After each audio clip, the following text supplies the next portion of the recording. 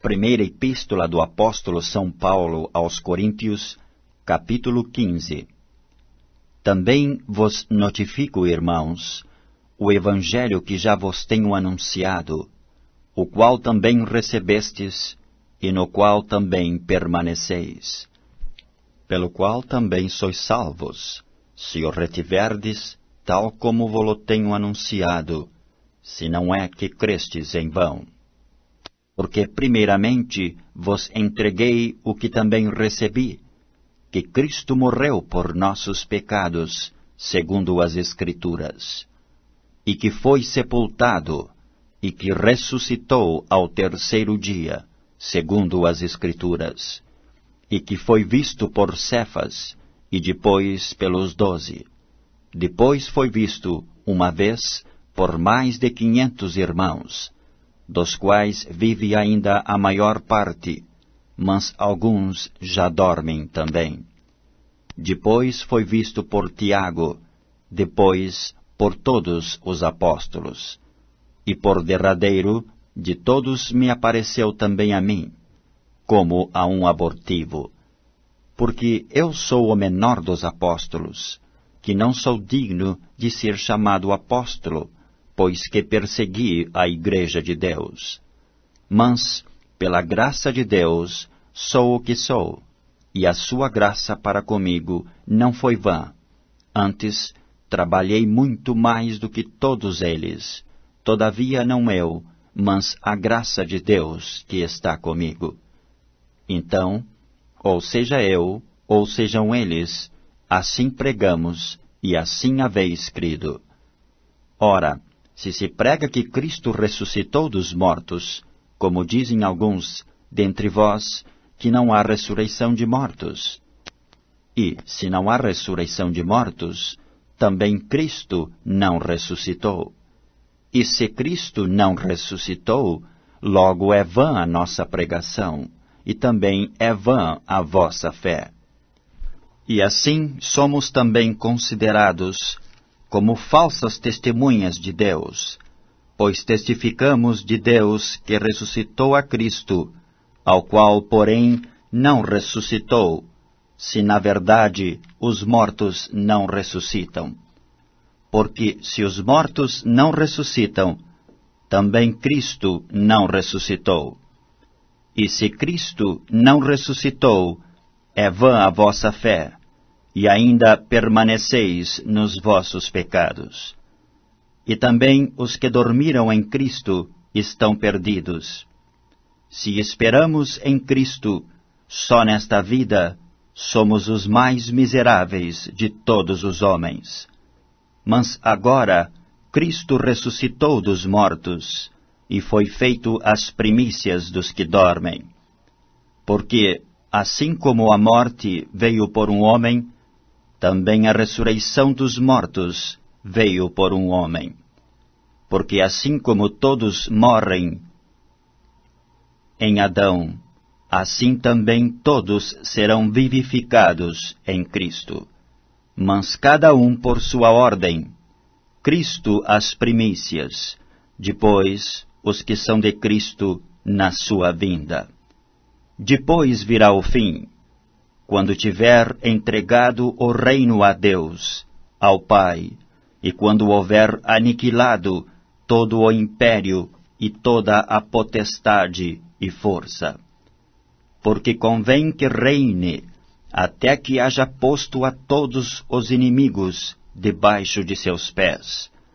Ora, o último inimigo que há de ser aniquilado é a morte, porque todas as coisas sujeitou debaixo de seus pés. Mas quando diz que todas as coisas lhe estão sujeitas, claro está que se excetua aquele que lhe sujeitou todas as coisas. E quando todas as coisas lhe estiverem sujeitas, então também o mesmo Filho se sujeitará àquele que todas as coisas lhe sujeitou, para que Deus seja tudo em todos. Doutra maneira, que farão os que se batizam pelos mortos, se absolutamente os mortos não ressuscitam? Porque se batizam eles, então pelos mortos? Por que estamos nós também a toda hora em perigo? Eu protesto que cada dia morro, gloriando-me em vós, irmãos, por Cristo Jesus, nosso Senhor. Se como homem combati em Éfeso contra as bestas, que me aproveita isso se os mortos não ressuscitam? Comamos e bebamos, que amanhã morreremos. Não vos enganeis, as más conversações corrompem os bons costumes. Vigiai justamente e não pequeis, porque alguns ainda não têm o conhecimento de Deus, digo-o para vergonha vossa. Mas alguém dirá, como ressuscitarão os mortos? E com que corpo virão? Insensato, o que tu semeias não é vivificado, se primeiro não morrer. E quando semeias, não semeias o corpo que há de nascer, mas o simples grão, como de trigo ou doutra qualquer semente. Mas Deus dá-lhe o corpo como quer, e a cada semente o seu próprio corpo. Nem toda a carne é uma mesma carne, mas uma é a carne dos homens, e outra a carne dos animais, e outra a dos peixes, e outra a das aves. E há corpos celestes e corpos terrestres, mas uma é a glória dos celestes, e outra a dos terrestres. Uma é a glória do sol, e outra a glória da lua, e outra a glória das estrelas, porque uma estrela difere em glória de outra estrela. Assim também a ressurreição dos mortos. Semeia-se o corpo em corrupção, ressuscitará em incorrupção. Semeia-se em ignomínia, ressuscitará em glória. Semeia-se em fraqueza, ressuscitará com vigor.